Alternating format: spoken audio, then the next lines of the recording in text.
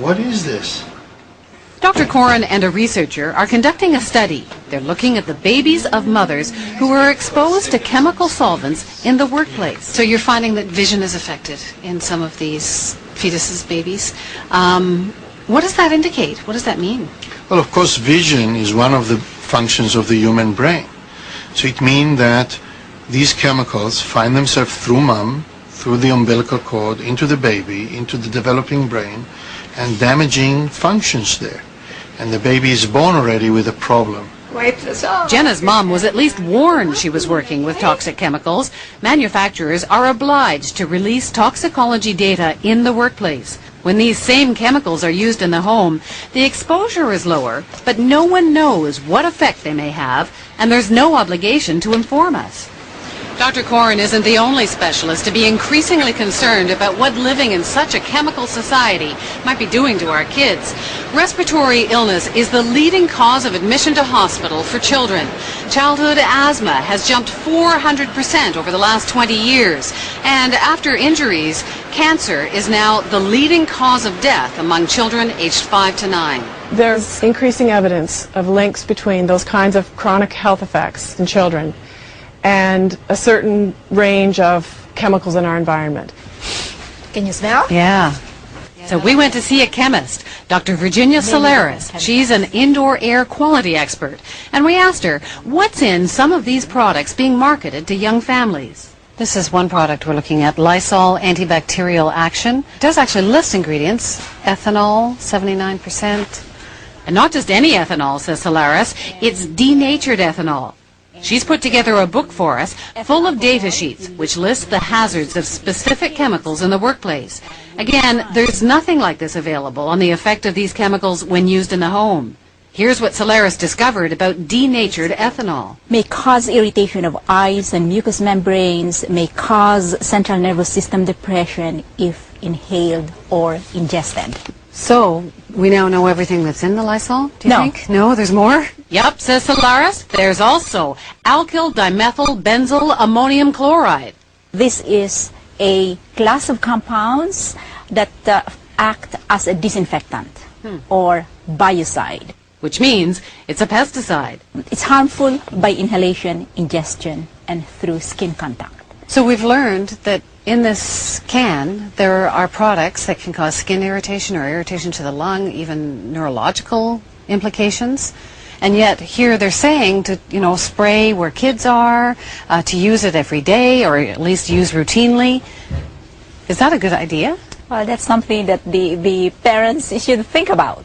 Do they want to spray the air that people are breathing, or the kids, the toys or surfaces that the children are touching? Do they want them sprayed?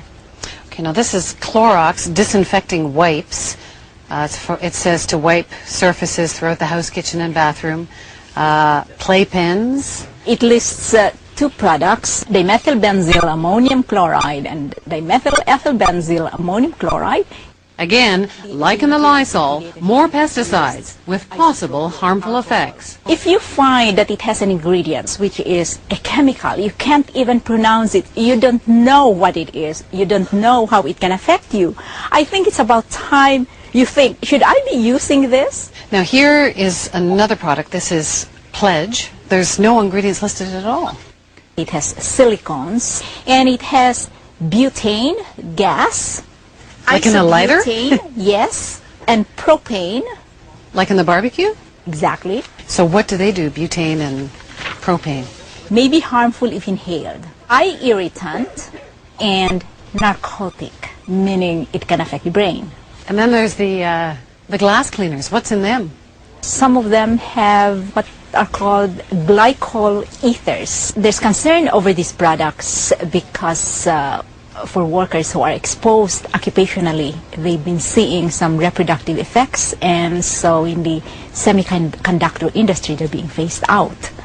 What about all the laundry detergents and fabric softeners? I think people assume that they're safe. Is there any cause for concern with chemicals in those? You'd be amazed at the number of chemicals that are used in detergents. They have chemicals to prevent the dirt from sticking back onto the clothing. They've got chemicals to oxidize, and of course you've got the perfumes. You may not be rinsing away all of those chemicals. What kind of exposure do you need to those chemicals before it's harmful? We don't really know. But we know at some level it can be harmful. That's right. There's a labeling system in the workplace that has symbols for both acute and chronic hazards and statements that are supposed to warn. Concern over these products because for workers who are exposed occupationally, they've been seeing some reproductive effects, and so in the semiconductor industry they're being phased out. What about all the laundry detergents and fabric softeners? I think people assume that they're safe. Is there any cause for concern with chemicals in those? You'd be amazed at the number of chemicals that are used in detergents. They have chemicals to prevent the dirt from sticking back onto the clothing. They've got chemicals to oxidize, and of course you've got the perfumes. You may not be rinsing away all of those chemicals. What kind of exposure do you need to those chemicals before it's harmful? We don't really know. But we know at some level it can be harmful. That's right. There's a labeling system in the workplace that has symbols for both acute and chronic hazards and statements that are supposed to warn you about those hazards. It will disclose whether it contains a carcinogen in it or a reproductive toxin or some other chronic health hazard. Some of these same chemicals are in consumer products, but there's nothing on the label like that for the consumer product. All household cleaners fall under the Hazardous Products Act, which is almost 40 years old. They're also regulated by something called the Consumer Chemicals and Containers Regulations. Labels are required to provide hazard symbols like poison and flammable, and they have to give information about first aid treatments for those ingredients. But there's no requirement to list other chemicals that could cause long-term health effects, and no warnings that say anything like may cause respiratory problems. People assume that if it's on the shelf, it's been tested, it's safe. And you can't make that assumption all the time. You can't. Not with the regulatory framework that we have in place. People make that assumption because they trust the government agencies are actually looking after that. Yeah, and they shouldn't make that assumption with respect to the Hazardous Products Act in particular.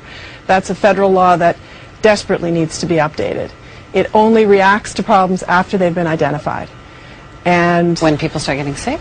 Sick or dying. I mean, the kinds of regulations that have been put in place have to do with where children's sleepwear has caught fire, or cords have gotten around their necks, or we found or lead in the paint on cribs, or all of those kinds of things. Those regulations were not put in place until after serious and or fatal health problems occurred.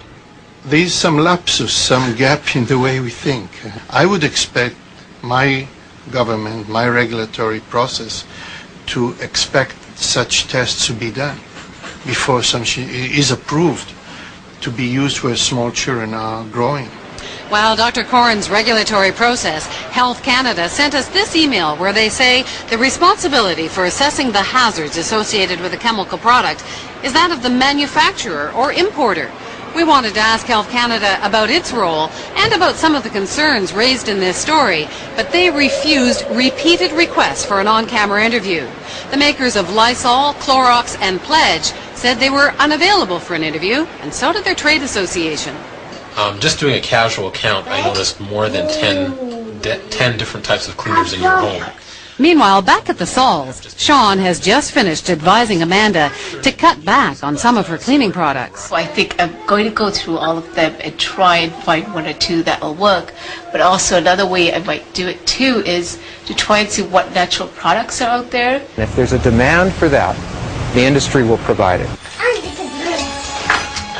So Amanda Saul has decided to cut down on the chemicals in her home. But she'll have to figure it out on her own. For the time being, at least, the government and manufacturers are under no obligation to help her.